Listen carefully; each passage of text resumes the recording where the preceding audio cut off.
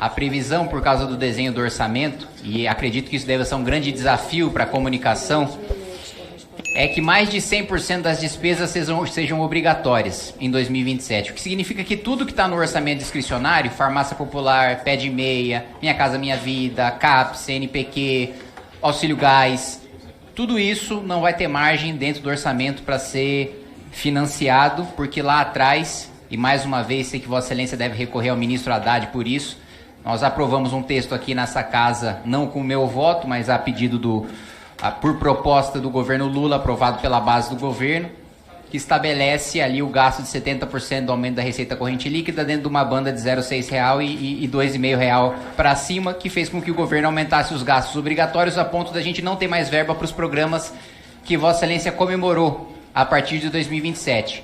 Primeiro, isso tinha sido divulgado numa nota da Consultoria de Orçamento da Câmara, e o governo tinha negado que haveria esse colapso. Depois veio, na própria Lei de Diretrizes Orçamentárias, o Ministério do Planejamento assumindo que o colapso vai acontecer. E eu quero questionar também Vossa Excelência, porque foram gastos, e me corrija se eu estiver errado, 54 milhões de reais num contrato sobre combate à desinformação. Mas há imprecisões e há mentiras que são reproduzidas por integrantes do governo em que não se parece ter essa mesma preocupação com o combate à desinformação. A primeira coisa que eu gostaria de falar, é de fazer uma homenagem, um agradecimento ao trabalho da imprensa, né, do jornalismo brasileiro. Que é um jornalismo com independência, com força.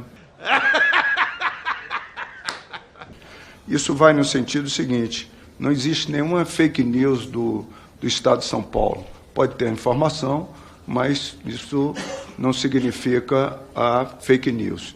Para a gente facilitar e já ficar assim um sumário, porque meu tempo é curto, é dizer o seguinte: olha, voltando, a SECOM não integra a Rede Minerva e a iniciativa é exclusiva do IBIC, Instituto Brasileiro de Informação e Ciência e Tecnologia, voltado ao combate à desinformação. O envolvimento da SECOM se deu por diálogos institucionais sobre desinformações no exercício de suas atribuições. A SECOM não teve acesso aos dados ou relatórios produzidos pelo projeto. Queria também parabenizá-lo e fazer um raciocínio inverso.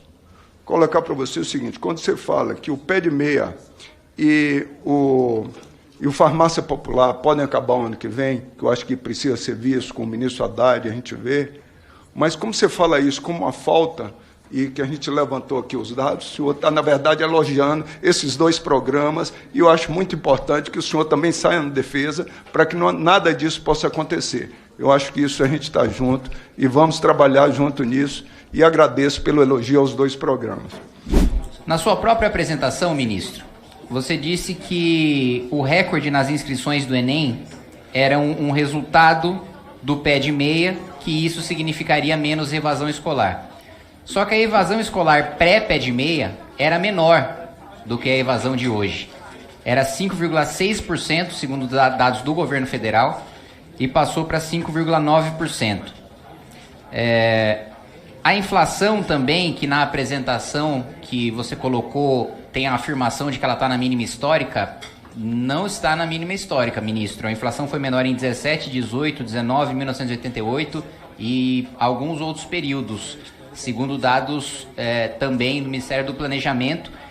E um outro ponto que é importante ser ressaltado, e aqui tem uma propaganda antiga da Folha de São Paulo, que eu tenho certeza que Vossa Excelência conhece, que dizia o seguinte, que é possível mentir apenas dizendo a verdade, né? E quando se fala de dado da inflação, não se pode ignorar a taxa de juros de 15%, que é o que sempre foi motivo de ataques do próprio presidente Lula, sempre foi motivo de discursos inflamados aqui por parte de parlamentares petistas e uso das suas redes sociais em relação à taxa de juros praticada pelo Banco Central à época do Roberto Campos Neto. E aí, quando houve agora uma indicação do presidente Lula para o Banco Central, que é o Galípolo, e o Galípolo aumentou a taxa de juros para além do que o próprio mercado esperava, além daquilo que estava sendo praticado pelo Roberto Campos Neto, ainda assim os ataques agora ao Banco Central por parte do presidente na sua comunicação pararam, cessaram, porque ele mesmo fez essa indicação, e me parece que ele perdeu um inimigo externo para jogar a culpa, o bode expiatório para jogar a culpa no aumento da taxa de juros. Em relação à taxa de juros do Banco Central, mais uma vez, o senhor defendeu e defende a autonomia do Banco Central.